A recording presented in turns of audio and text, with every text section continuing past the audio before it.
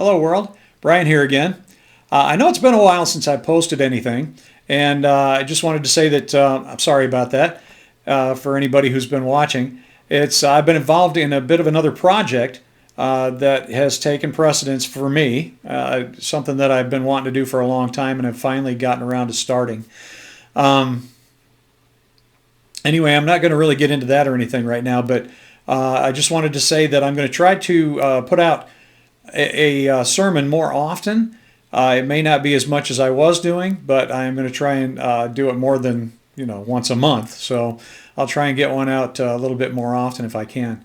Anyway, before I get started, I'd like to start by saying, please, always remember God in your life. Give Him the glory in everything that we do.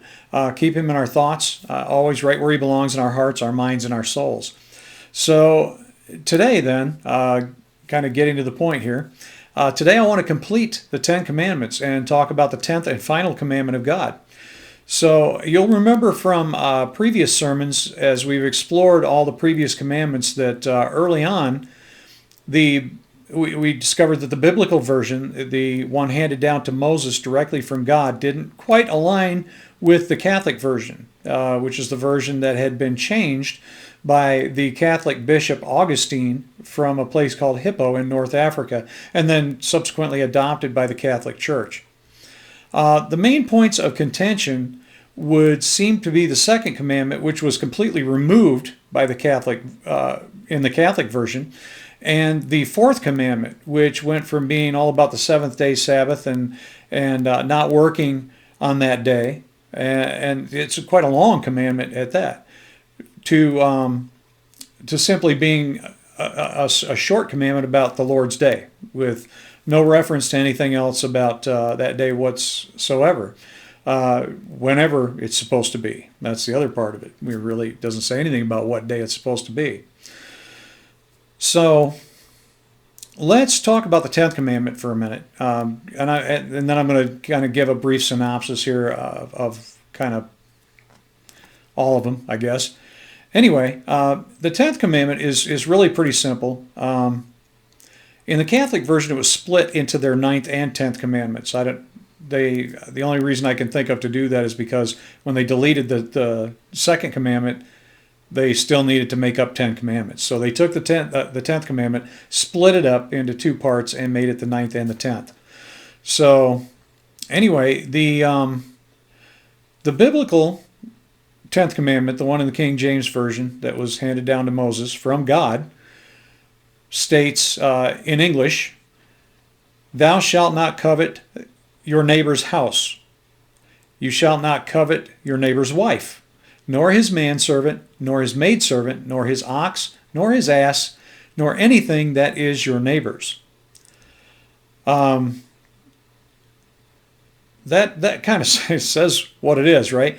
So the Catholic version of this was split into two commandments, and they made it their 9th and 10th commandments, and those state in order, "You shall not covet your neighbor's wife," and then the 10th commandment says, "You shall not covet your neighbor's goods." So they kind of condensed it a little bit. It still says basically the same thing. It's just two commandments instead of one. So while these are basically the same thing, they're telling you not to covet other people's possessions, including their spouses, which can, of course, easily lead to the breaking of other commandments. As far as coveting someone's spouse, that one could easily lead to adultery.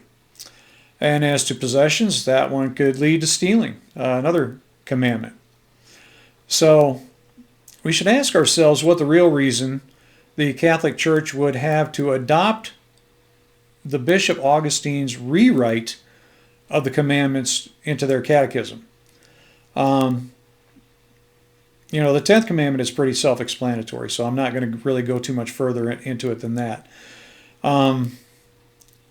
Other than to say that there kind of is a difference between coveting and seeing something you like and then going out and buying it for yourself, right?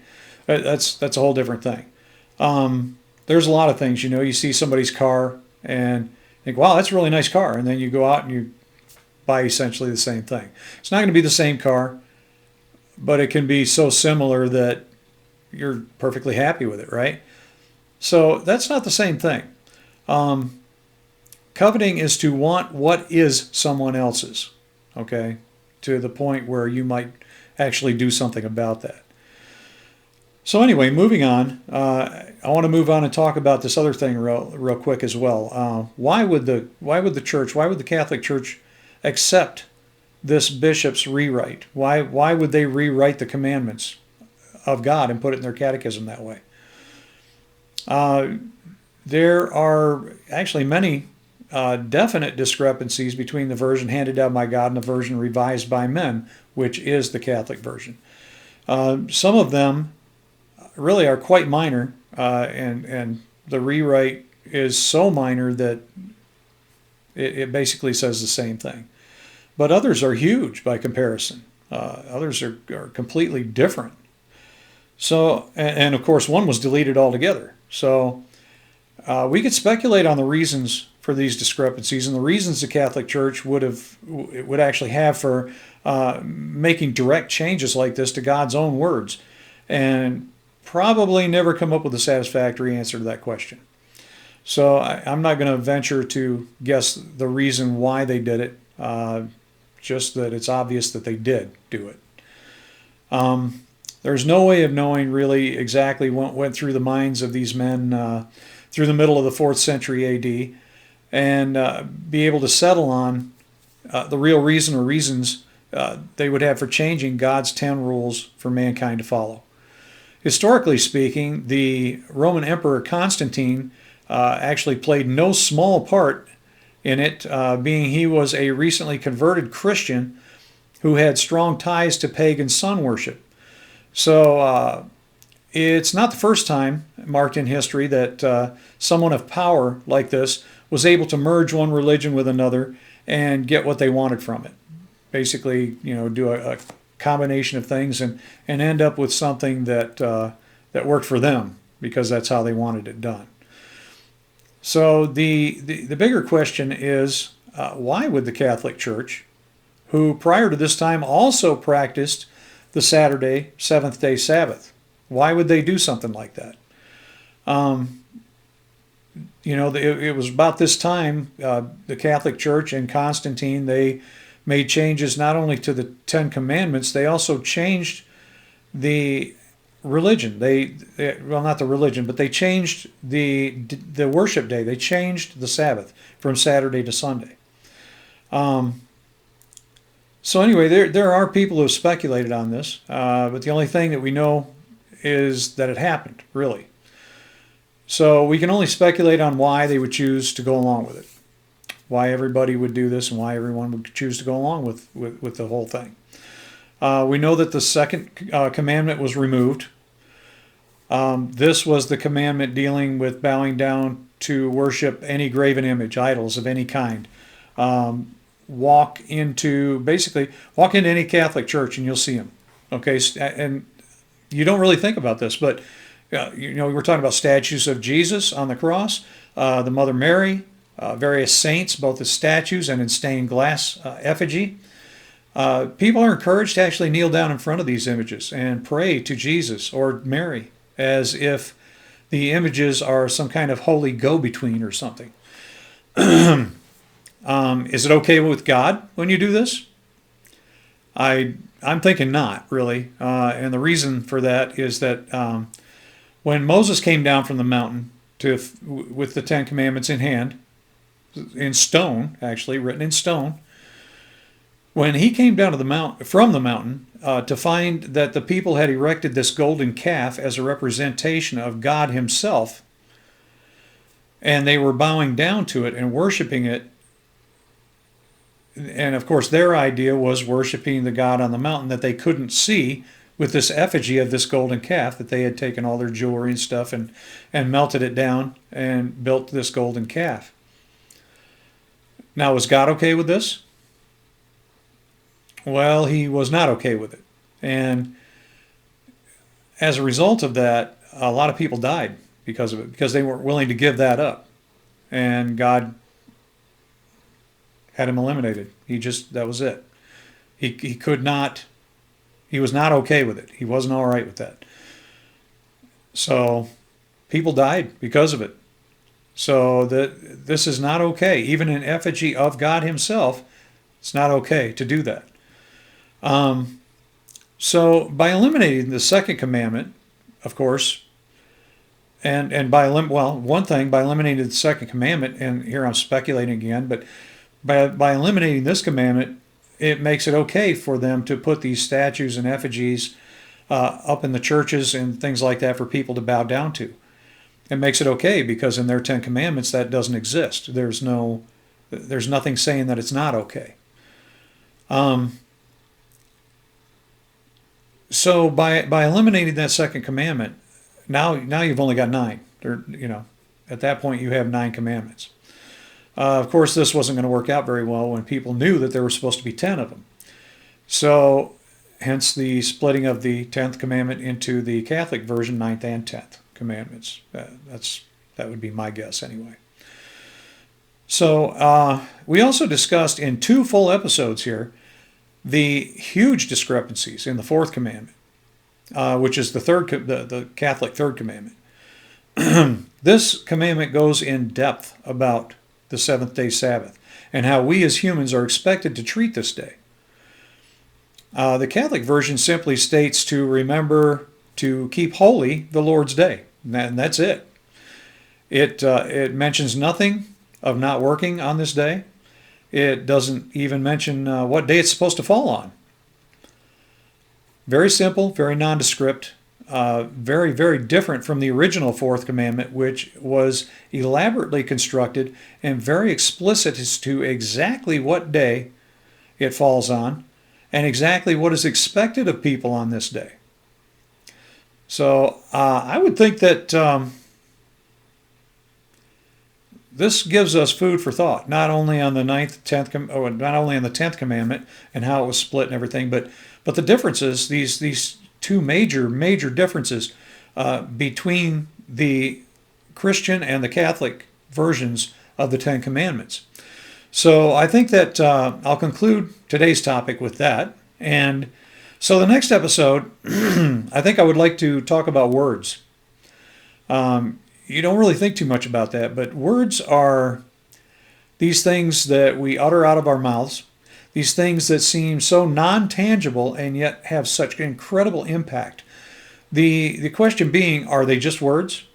Are words nothing more than words? Sticks and stones, whatnot. Should we simply ignore the ones we don't like? Just how much impact can words have, and how much impact should we allow for them? That's a lot to think about. They are, after all, only words, right? That's it. Nothing more than that. They're just words. So if not for emotions, words would probably have very little impact, I would think.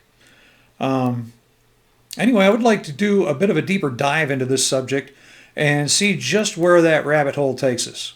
So I would like to mention in closing then that I have included a link to a PayPal page, as I do every time I put out a video or a sermon, where if the Spirit moves you, you can donate whatever amount you like. Every little bit does help. If not, that's okay too. Even more important probably is to please like, share, follow, and subscribe on YouTube so that you'll be notified. And remember, there's this little bell too. So if you want to be notified, you got to apparently click the bell, and that will ensure that you are notified whenever I put out a sermon. So anyway, sharing, of course, is the most important of these things, but make sure to click the little bell so that you're notified when I do put one out, if that, of course, moves you to do so. And anyway, just remember that when you do share these messages, others hopefully will get value from them as well.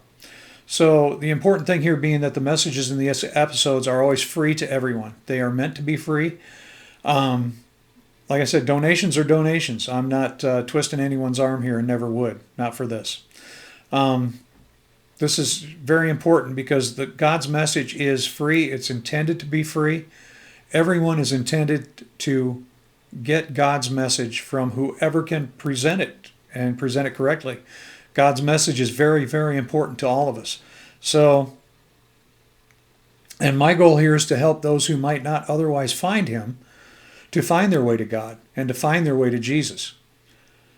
So, as I stated, the next episode, I'm going to talk about words. And we'll see how that ties into religion as well. So, until then, be safe, be kind to others, love your family and your friends, and those close to you. Love God and His only begotten Son, Jesus Christ. And talk to God through Jesus Christ in prayer regularly. And while you're praying for yourself and your loved ones, remember to say something for those who are less fortunate as well. Remember that Daniel prayed 3 times a day, morning, noon, and night. And how long his prayers were, I don't know. He had a lot of work to do as well. So I can't imagine his prayers were really lengthy. It's not necessary that we make them, 2 or 3 hours each time. That would we'd never get anything done. But to be able to talk to God and ask Him for the things that we need is important. He hears you. Just remember that the answer is not always yes. He answers. He answers every prayer. The answer is not always yes. Sometimes the answer is no. And we have to learn to accept that sometimes because He knows what's best for us. Anyway, thanks for watching and have an absolutely splendid day. See you again next time.